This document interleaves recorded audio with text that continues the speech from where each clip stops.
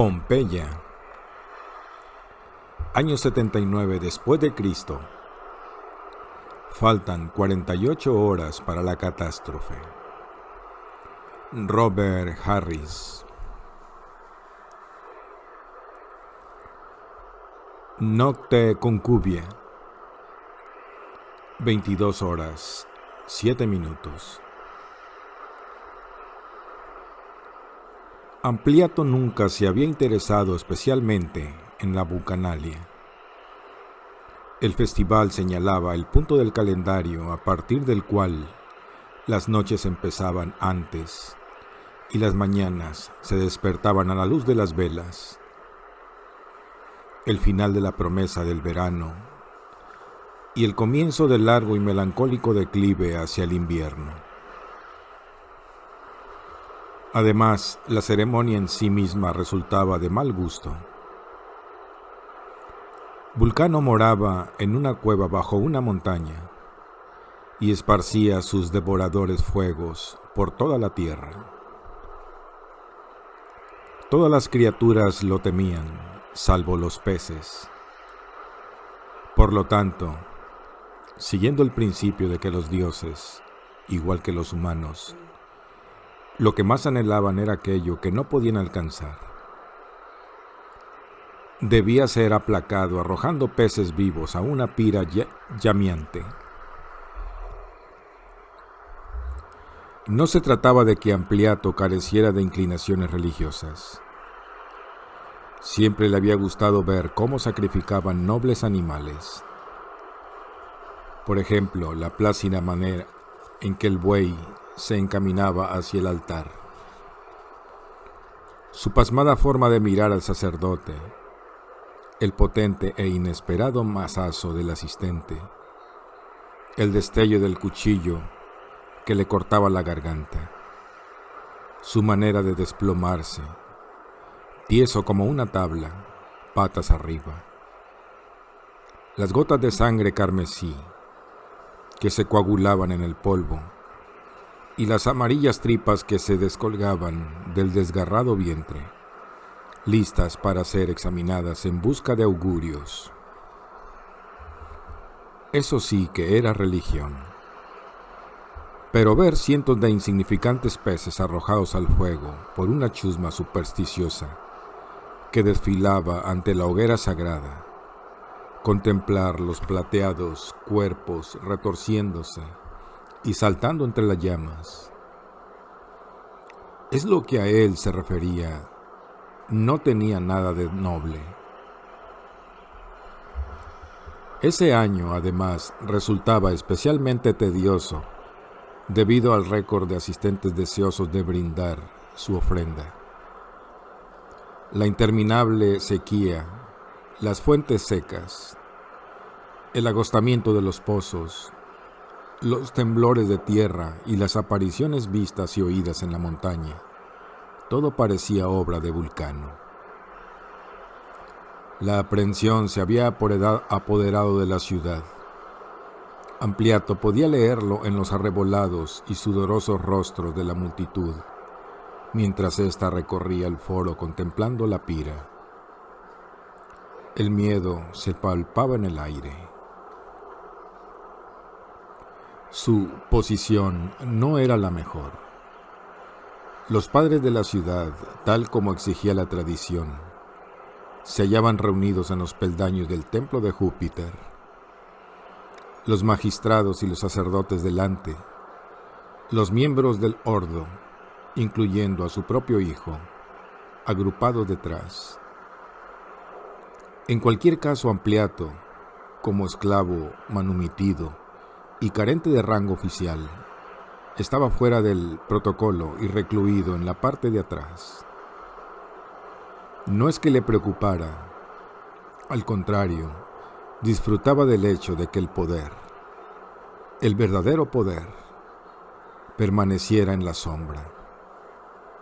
Una fuerza invisible que hacía posible que la gente disfrutara de aquellos ceremoniales públicos mientras él la controlaba como marionetas. Además, y eso sí que resultaba realmente placentero, A muchos les constaba que en verdad era él, el tipo que estaba tercero, de pie, en la 10ª fila, quien realmente dictaba la ley en la ciudad. Popidio y Cuspio, Olconio y Britio, ellos sí que lo sabían, y tuvo la certeza de que se retorcían por dentro al recibir el tributo de la muchedumbre, y también la plebe, y por eso se mostraba tan respetuosa con él. Veía cómo la buscaban, y lo señalaban y asentían. Se los imaginaba diciendo: ese es Ampliato, el que construyó la ciudad mientras los demás huían. ¡Salve, Ampliato! ¡Salve, Ampliato! ¡Salve, Ampliato! Se marchó discretamente antes de que la ceremonia acabara. Una vez más optó por caminar en lugar de usar la litera, y bajó los peldaños del templo pasando entre los espectadores. Un breve saludo aquí, un apretón allá. Recorrió la parte en sombra del edificio. Cruzó el triunfal arco de Tiberio y salió a la calle desierta. Sus esclavos lo seguían con la litera y le hacían de guardaespaldas. Pero a él, Pompeya de noche, no le daba miedo. Conocía cada piedra de la ciudad, cada bache y cada agujero de la calle, cada fachada y cada alcantarilla. La gran luna llena y alguna que otra luz callejera, otra de sus innovaciones, bastaban para mostrarle el camino. Pero no eran solo los edificios de Pompeya los que conocían, sino sus gentes y los entresijos de sus almas, especialmente en periodo electoral. 5 distritos electorales: forenses, campinienses, salinienses, urbalenses, pagani, en los que contaba con un agente y todas las ramas de los oficios: lavaderos, panaderos, pescadores, perfumistas, orfebres y demás.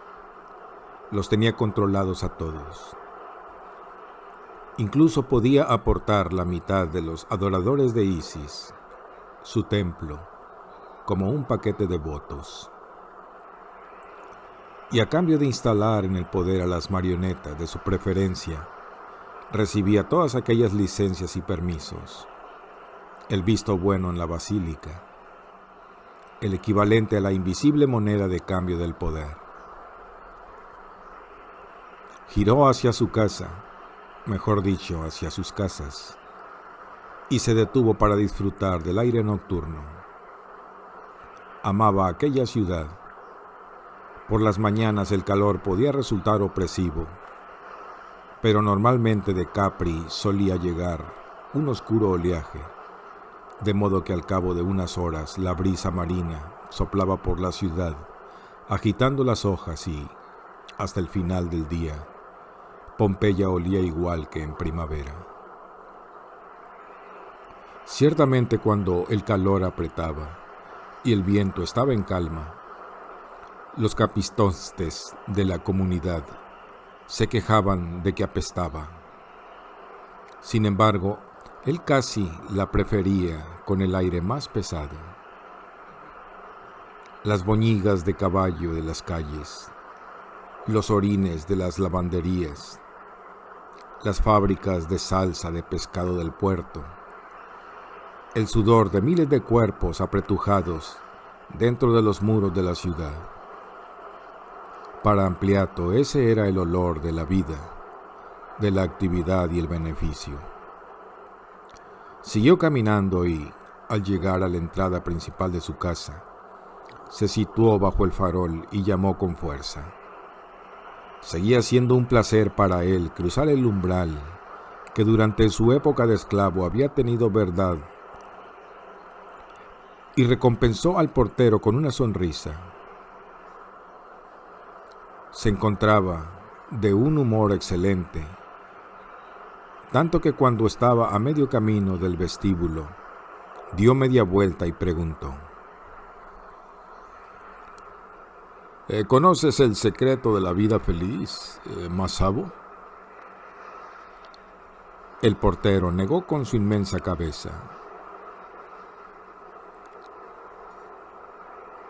Morir. Ampliato le dio un amistoso puñetazo en el estómago e hizo una mueca. Era como atizarle a un madero. Morir y después volver a la vida y disfrutar de cada día como si de una victoria sobre los dioses se tratara. No tenía miedo de nadie ni de nada. Y lo mejor radicaba en que no era, ni de lejos, tan rico como los demás daban por hecho. La villa de Miseno, 10 millones de sestercios, demasiados, pero no había podido resistirse.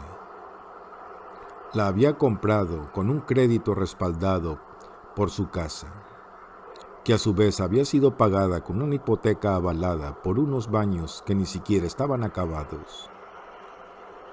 No obstante, lo mantenía todo en marcha por la fuerza de su voluntad y por la confianza del público.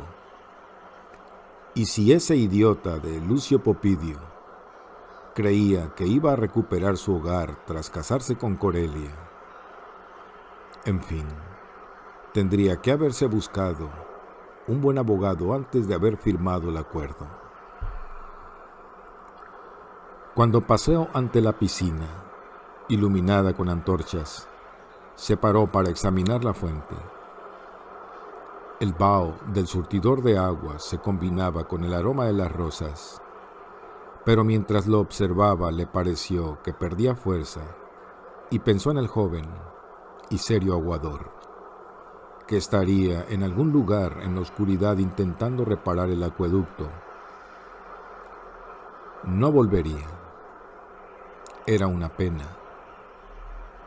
Podrían haber hecho negocios juntos, pero era honrado, y el lema de Ampliato era: que los dioses nos libren de un hombre honrado. Quizá ya estuviera muerto. La debilidad del surtidor empezó a inquietarlo. Pensó en los plateados peces saltando y retorciéndose en las llamas e intentó imaginar la reacción de los ciudadanos cuando descubrieran que el acueducto no funcionaba. Naturalmente, esos bobos supersticiosos le echarían la culpa a Vulcano. No había pensado en ello.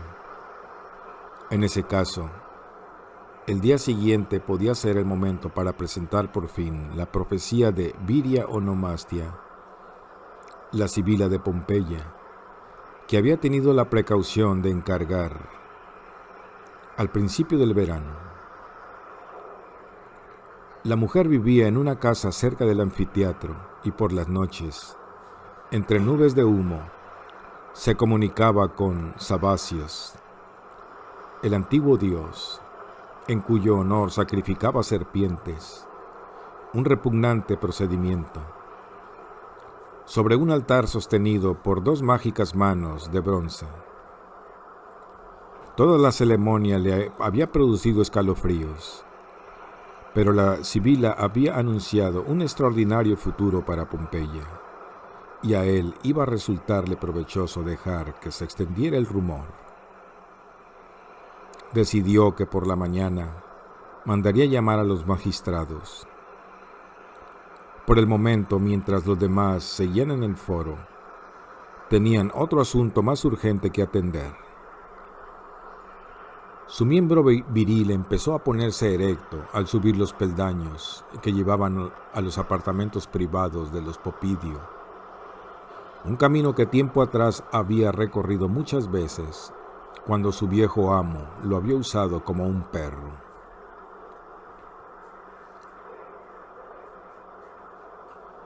Qué secretas y frenéticas cópulas habían presenciado aquellas paredes con el paso de los años. De qué babeantes arrumacos habían sido testigos mientras Ampliato se sometía a los curiosos dedos y se abría para el cabeza de familia. En esa época era mucho más joven que Celsino, más incluso que Corelia. ¿Quién era ella para quejarse por un matrimonio sin amor? Y eso que el amo siempre le había susurrado lo mucho que la amaba. Incluso cabía que fuera cierto porque, al fin y al cabo, lo había manumitido en su testamento. Todo lo que Ampliato había conseguido alcanzar tenía sus orígenes en la caliente semilla que allí se había derramado. La puerta del dormitorio no tenía echado el pestilo y entró sin llamar. Una lámpara de aceite ardía ligeramente en la cómoda. La claridad de la luna se derramaba a través de los postigos abiertos y, bajo su tenue luz, vio a Tadia Secunda, que yacía boca abajo en su cama igual que un cadáver en su féretro. La mujer volvió la cabeza al verlo aparecer. Estaba desnuda. Tenía 60 años, día más o menos. Su peluca descansaba en una cabeza artificial al lado de la lámpara, una ciega espectadora de lo que estaba por llegar. En los viejos tiempos había sido ella quien daba las órdenes. Ponte aquí, así. No, de la otra manera.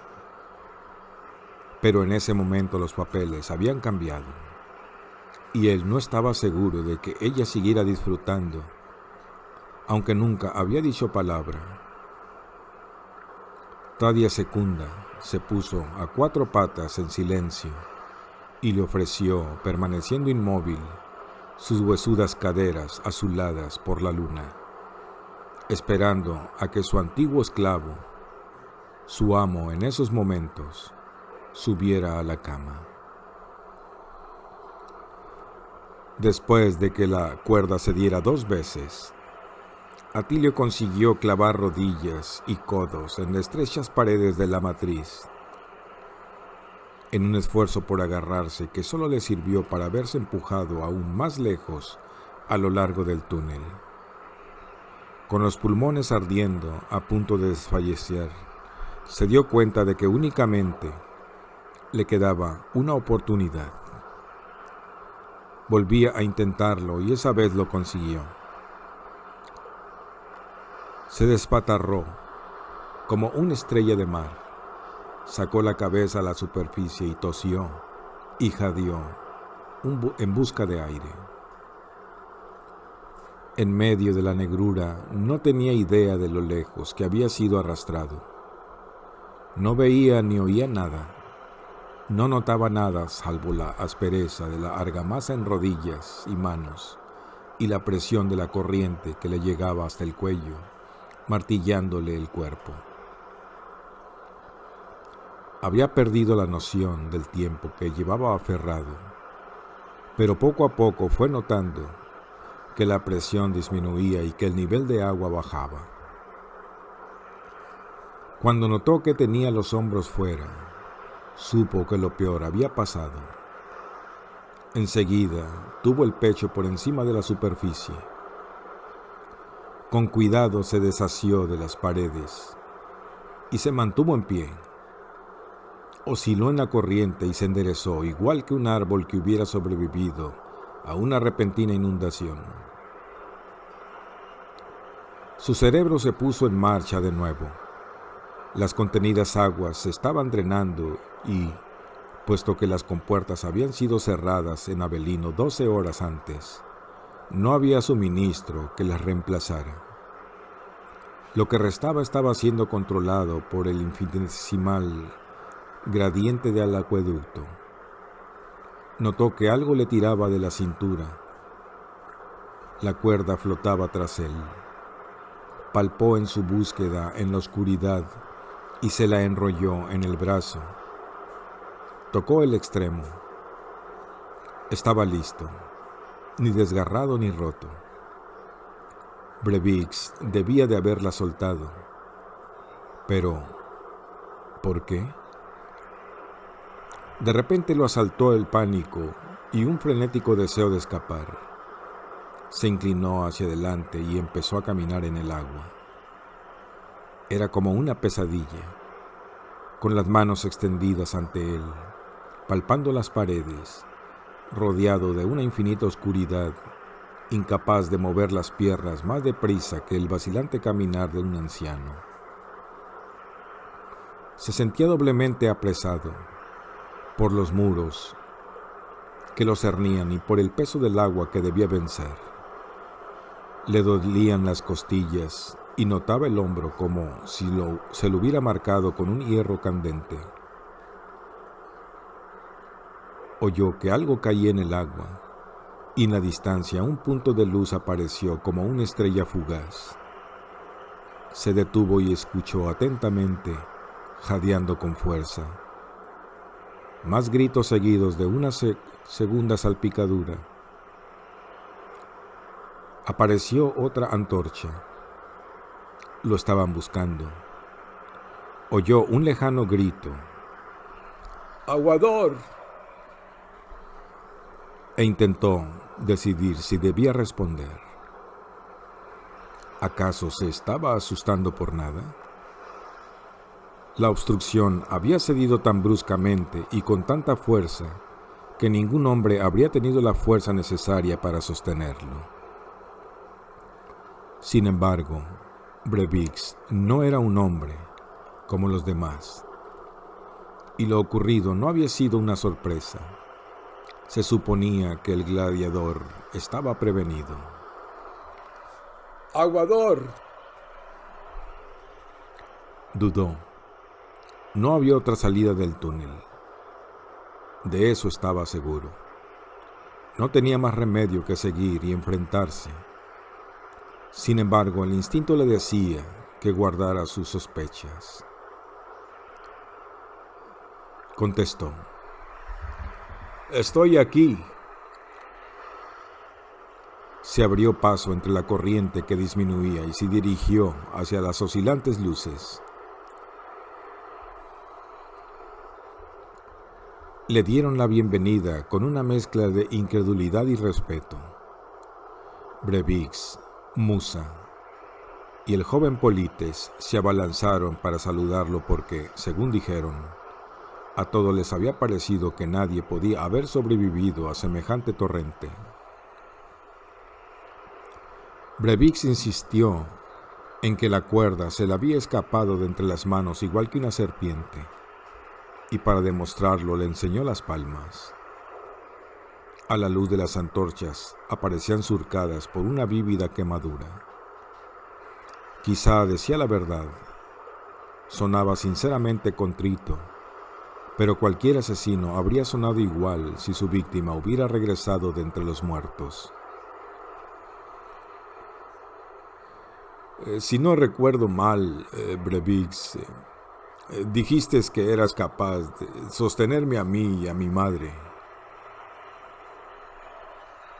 Ay, sí, me temo que tu madre ha sido más pesada de lo que yo creía. Los dioses te han sido propicios, Aguador, declaró Musa.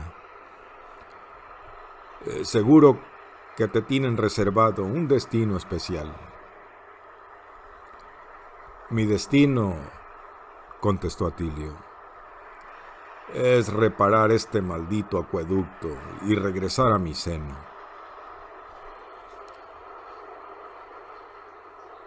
Se desató la cuerda de la cintura.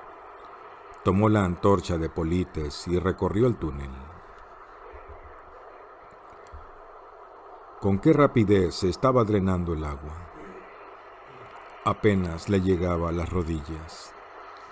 Se imaginó la corriente discurriendo hacia Nola y las otras ciudades.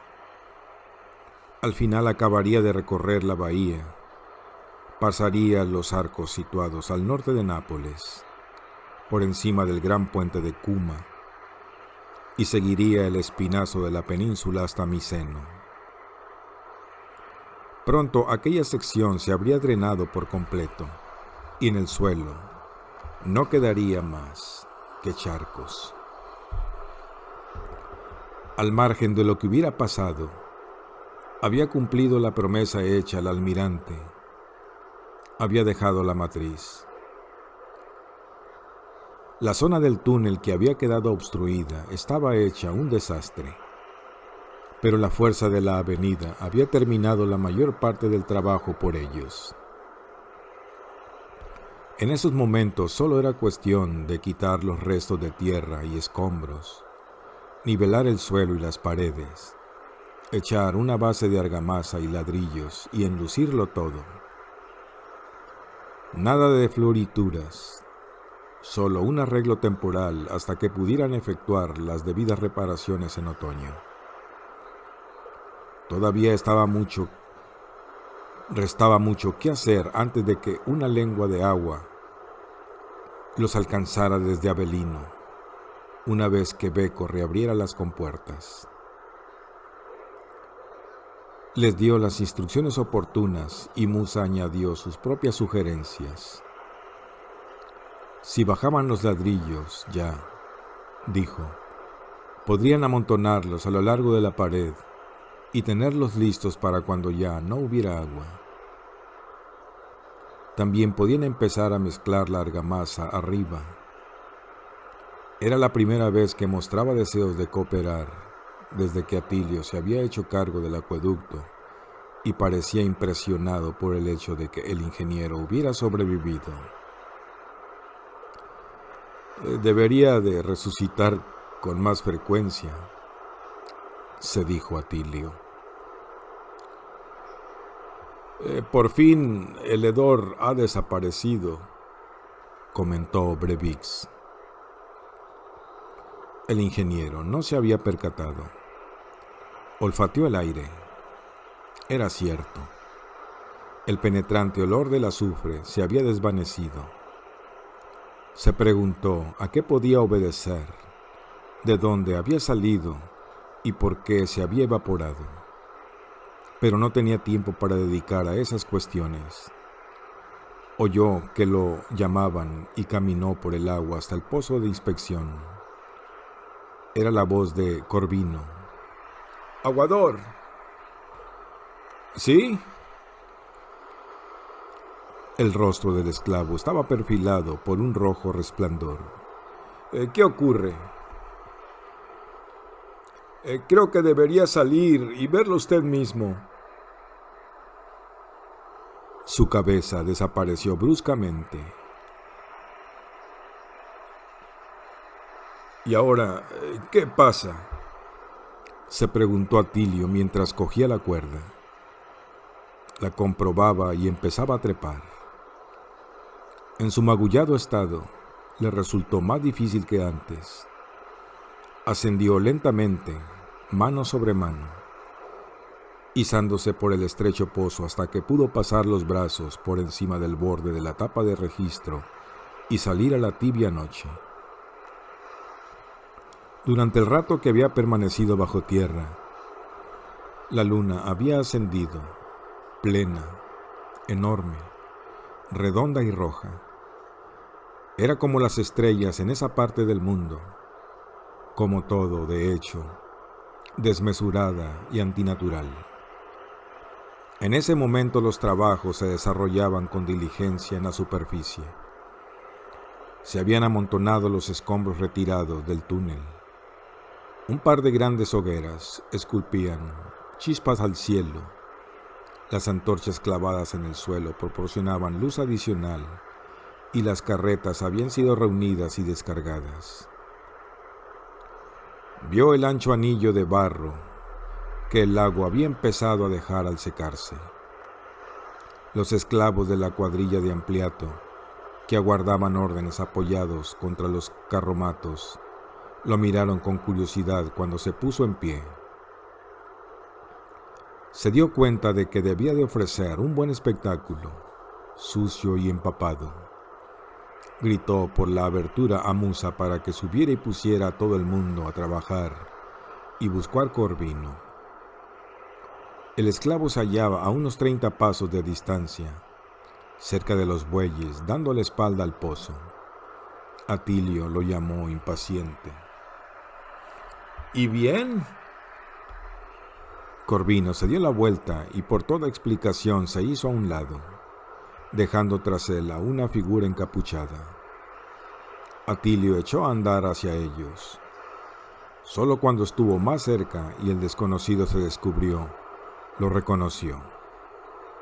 No se habría llevado mayor sorpresa si Egeria, en persona, la diosa de los manantiales, se hubiera materializado a la luz de la luna.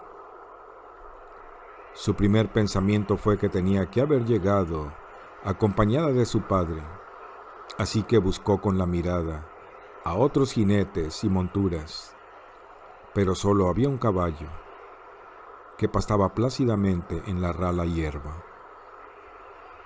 La joven estaba sola. Atilio se le acercó sorprendido, con las manos levantadas. Corelia, pero... ¿qué? No ha querido decirme qué desea, interrumpió Corvino. Dice que solo está dispuesta a hablar con usted. Corelia. Ella hizo un gesto de suspicacia hacia Corvino. Se llevó un dedo a sus labios y negó con la cabeza.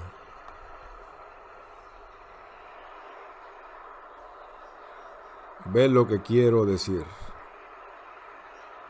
Tan pronto como la vi ayer supe que nos traería problemas.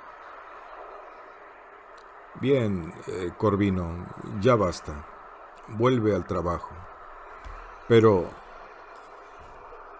al trabajo. Mientras el esclavo se alejaba refunfuñando, Atilio la examinó más atentamente. Tenía las mejillas manchadas, el cabello despeinado y la ropa salpicada de barro. Pero lo que más le sorprendió fueron sus ojos, brillantes y muy abiertos. Le tomó la mano. Este no es lugar para ti. ¿A qué has venido? Quería traerte esto, susurró, y de los pliegues de la capa sacó varios rollos pequeños de pergamino. Los documentos eran de distinto tipo y condición, lo bastante reducidos para que cupiesen bajo el brazo. El ingeniero cogió una antorcha y, con Corelia a su lado, se alejó de la actividad del acueducto hasta encontrar un lugar reservado que miraba al terreno inundado detrás de los carros. En lo que quedaba del lago, la luna rielaba formando un camino de luz tan recto y ancho como una calzada romana. Desde el lado opuesto llegaban el agitar de alas y los gritos de las aves acuáticas. Atilio le cogió la capa y la extendió en el suelo para que la muchacha se sentara. A continuación clavó el mango de la antorcha en tierra, se acomodó y desenrolló el más antiguo de los pergaminos. Era el plano de una sección de la Augusta, de aquella misma sección. Pompeya, Nola y el Vesubio estaban indicados en una tinta negra que había empezado a tornarse gris. Llevaba el sello imperial del divino Augusto, como si hubiera sido oficialmente inspeccionado y aprobado. Se trataba del plano de un supervisor, de un original trazado hacía más de un siglo. Hasta era posible que el gran Marco Agripa lo hubiera tenido en sus manos. Le dio la vuelta. Un documento así solo podía provenir de dos sitios, o bien del archivo del Curator Aquarum en Roma, o de Piscina Mirabilis en Miceno. Lo volvió a enrollar cuidadosamente. Los tres siguientes contenían esencialmente columnas de cifras, y le costó un rato entenderlas. Una llevaba el encabezamiento: Colonia Veneria, Pompeianorum. Estaba dividida en años.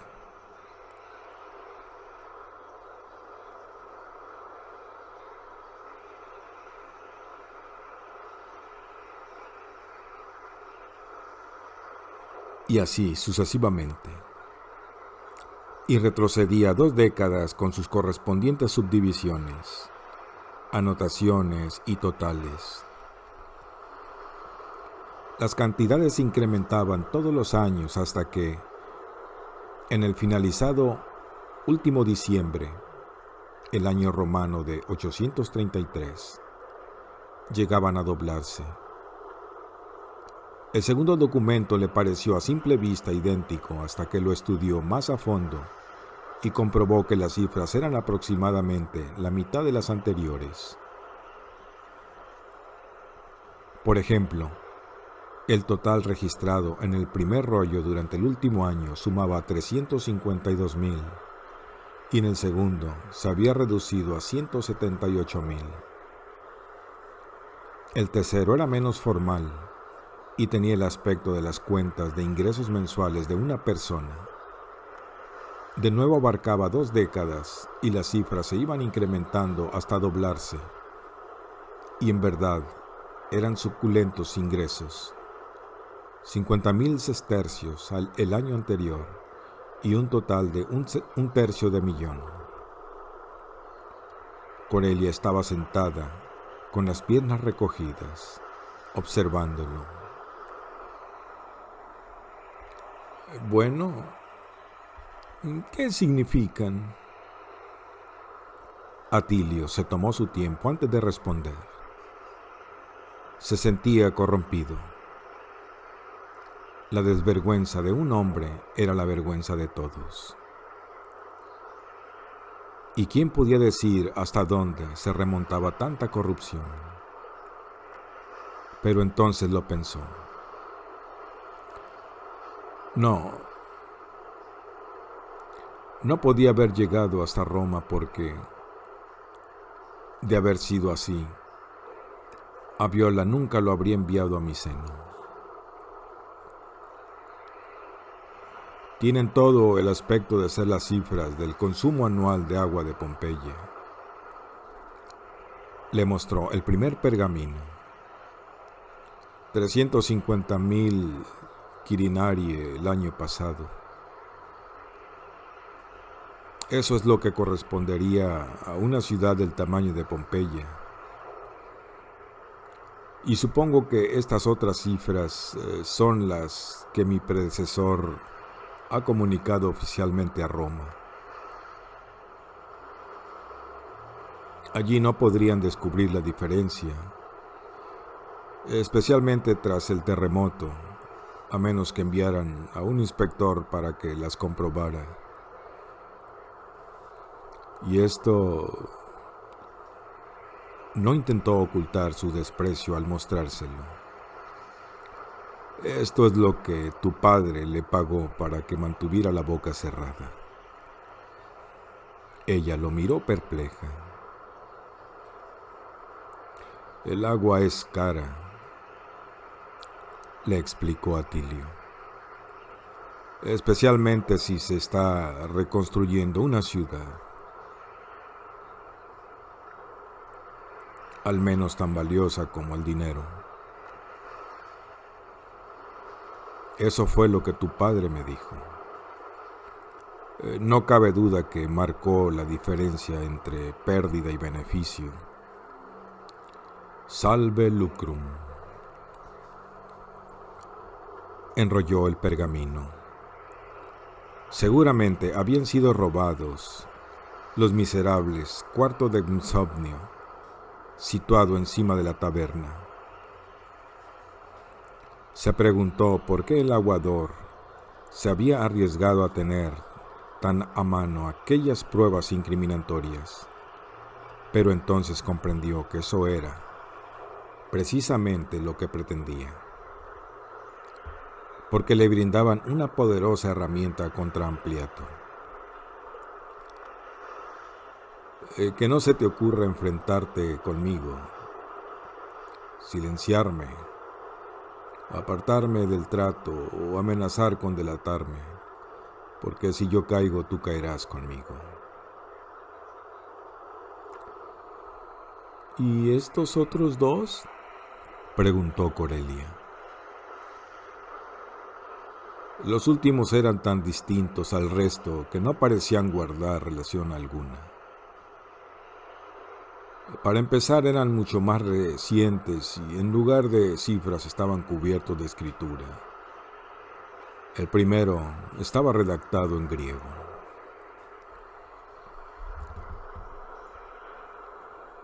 La cumbre propiamente dicha es casi llana y está desolada. El suelo parece de ceniza y está lleno de pozos de piedra requemada, como si el fuego la hubiera abrasado. Toda la zona parece haberse incendiado en el pasado y haber contado con cráteres llameantes de negra roca que después se extinguieron por falta de combustible. No hay duda de que esta es la causa de la fertilidad de los terrenos circundantes, al igual que en Catania, donde se dice que la tierra impregnada de las cenizas arrojadas por las llamas del Etna hacen que el suelo sea especialmente apropiado para los viñedos. El suelo enriquecido contiene tantos materiales quemados como materiales que incrementan la producción. Cuando está saturado de las sustancias enriquecedoras, se encuentra listo para arder, como sucede con todas las sustancias sulfurosas.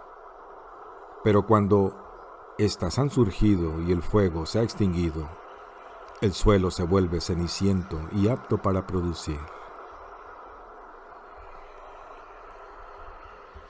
Atilio tuvo que leerlo 2 veces, sosteniéndolo ante la antorcha, antes de estar seguro de haberlo entendido.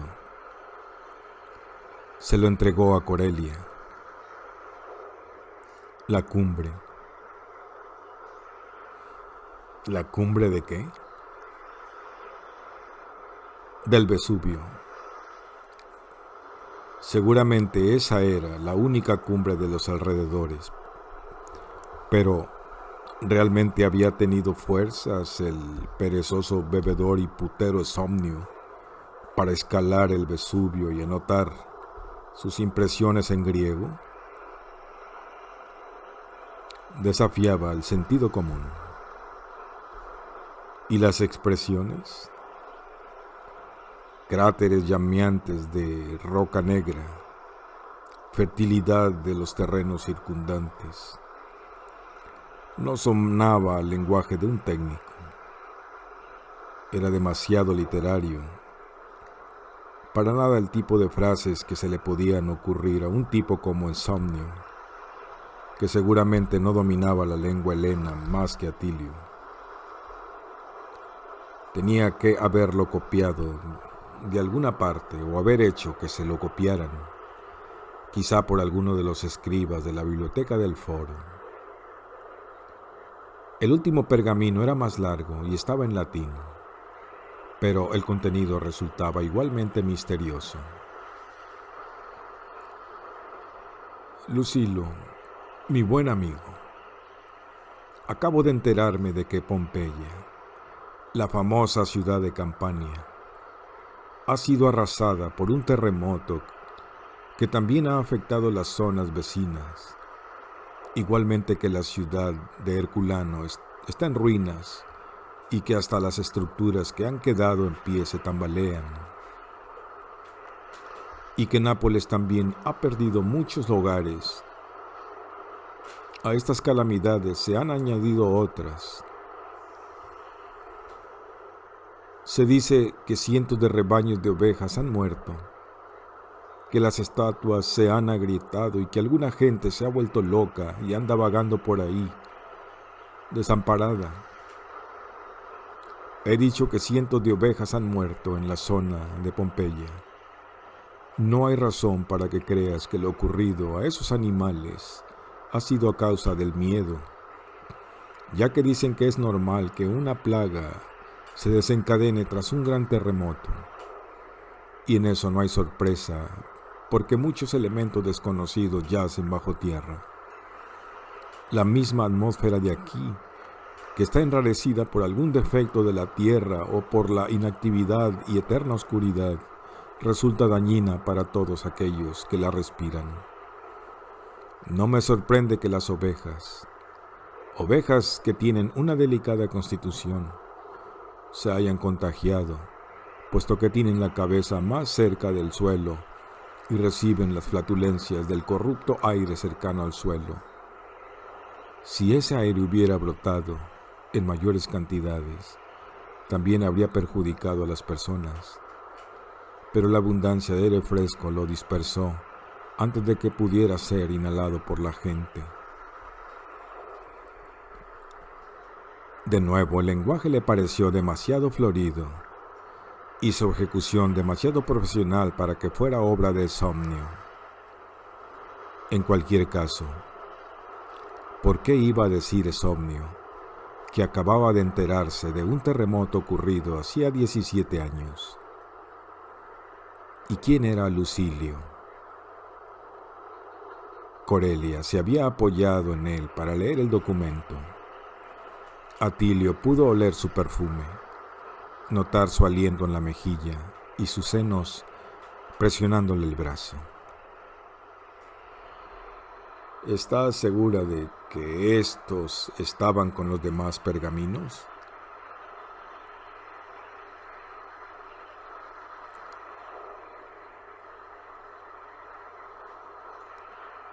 No pueden haber salido de otro sitio. Estaban en la misma caja. ¿Qué significan?